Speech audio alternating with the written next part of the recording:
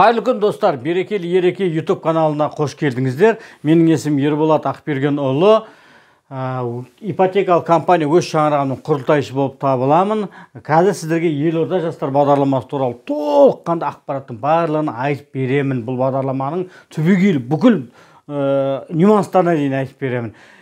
Видеоны көрмес бұрын өтініш, лайк қоймасаңыздар, лайк қойыңыздар, комментарий жазыңыздар, поделицаны басып жіберіңіздер, басқа туған туысқандардың бәріне таратыңыздар. Осы видеоны бүкіл барынша барлығы көруге тырыссын. 35 жасқа дейінгі жастардың назарына ұсынылатын бағдарлама.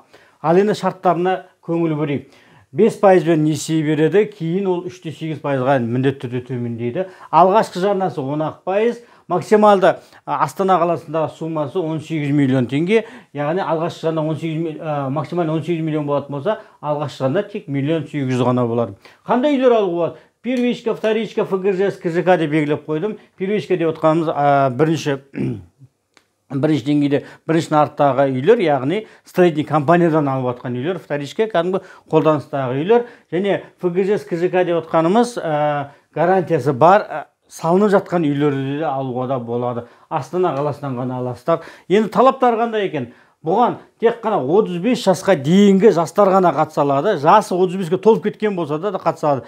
Яғни тапсырыс беретін кезде 36-ға толмаған болса болды. Бір жыл міндетті түрде Астана қаласында үздіксіз прописка болу керек тапсыратын адамда. Және оның отбасы мүшелерінде пропискада болу керек.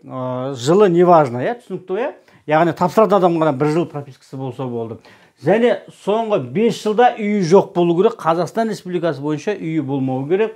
Және тапсыратын адам, Елорда жастар бағдарламасы тапсыратын адам, бір жыл стажы болу керек. Міндетті түрде белгілі бір сферада жұмыс жасайды. Қандай сфера екенін қазір мен сіздерге кейінірек айтып беремін.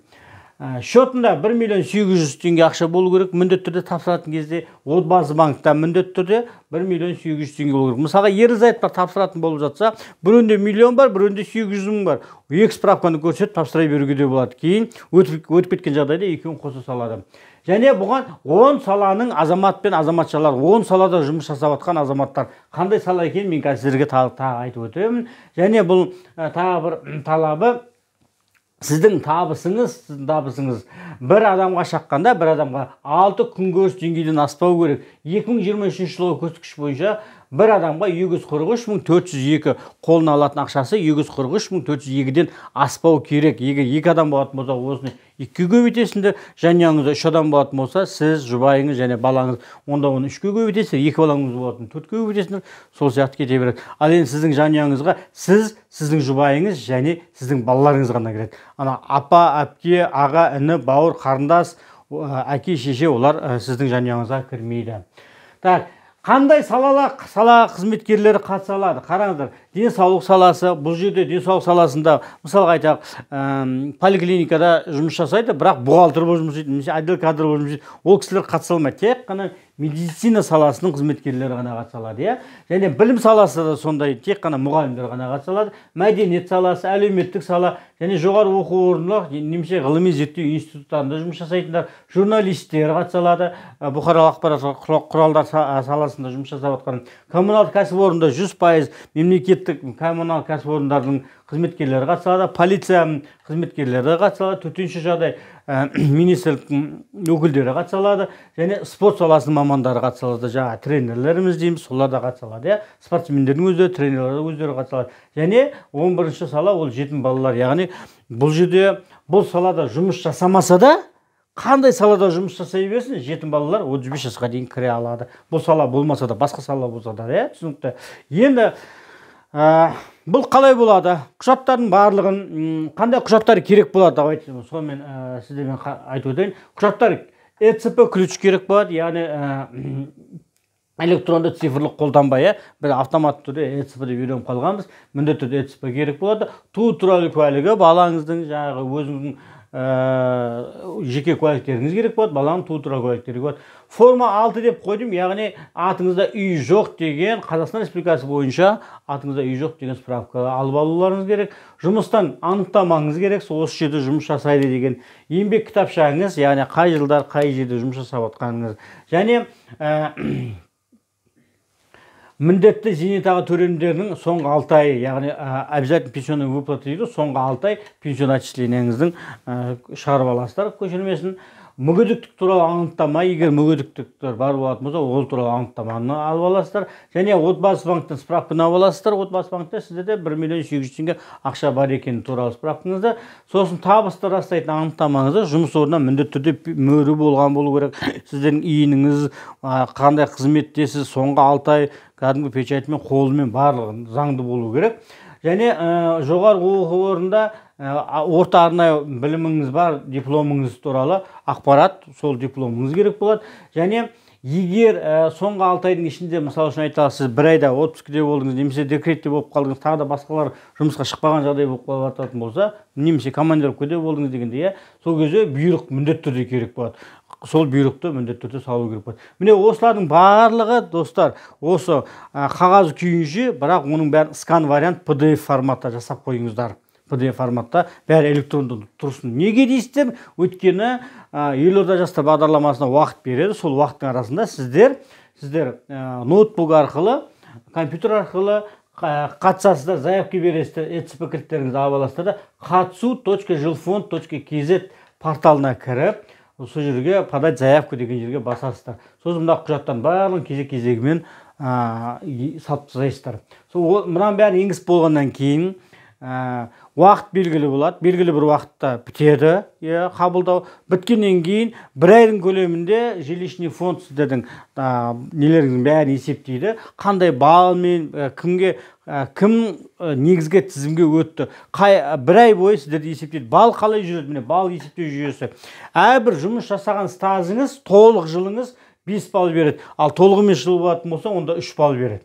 Ал енді мүгедектігі бар азаматтарға 10 балл береді. Егер қараңыздар, мысалға жолдасы беріп жатыр, бірақ оның әйелі беріп жатыр, мысалы күйеуі мүгедек деп айтайық, онда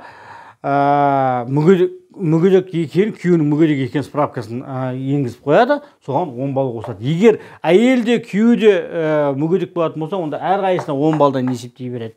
Түсінікті, және стаж, мысалы 10 жыл жұмыс істеген болсаңыздар, 11 жыл жұмыс істеп жатқан болсаңыздар, 10 жыл бойы 5 балдан 11 жылға 3 балл, сонда 53 балл болады сізде. Түсінікті ме? Осылай балмен есептейді да, егер екі адам бірдей, екеуі де балл бірдей болып қалған жағдайда, онда кімнің жасы үлкен, соған приоритет береді. Ал енді ары қарай балмен есептеп, кімнің өткені өтпеген туралы 1 айдан кейін сізге SMS хабарлама телефоныңызға келеді. SMS хабарлама келгеннен кейін, осыны алған күннен бастап 10 күннің ішінде отбасы банкқа барып, уведомлениемен барасыздар. Міне, мен елорда жастар бағдарламасымен өттім деп барасыздар. Барғаннан кейін сіздерге төлем ақы қабілеттеріңізді тексере бастайды. Одобрениені алып алғаннан кейін, мақұлдаманы алып алыңыз. Ол мақұлдама сіздерге 60 күнге жарамды болады. 60 күннің ішінде жаңа айтып отқан алғашқы нарықтан табастырма, екінші нарықтан табастырма, әлде жаңағы первичка ДДУ дейді ғой, ФГЖС, КЖК гарантиясы бар үйлер тауып аласыздар ма? Оны өздеріңіз білесіздер, 18 миллионға дейінгі үйді. Тағы да мына жерде бір айта кететін жағдай, үйдің құны 18 миллионнан асып кеткен болуы да мүмкін. 20-25 миллион, 30 миллион, 35 миллион, 40 миллион шектеусіз. Бірақ қалған айырмашылығын өздеріңіз өз қалталарыңыздан төлейсіздер. Бірақ займды максималды 18 миллионды елорда жастар бағдарламасымен сіздерге береді.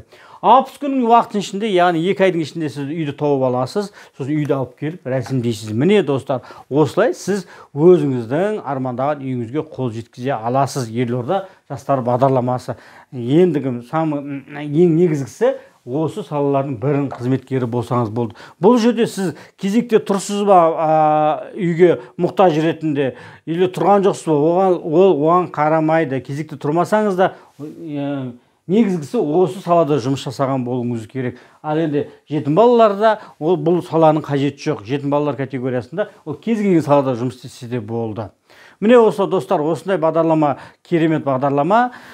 Осыны пайдаланыңыздар, үйлі болыңыздар. Сәттілік болсын, берекелі, ерекең бар, берекең бар.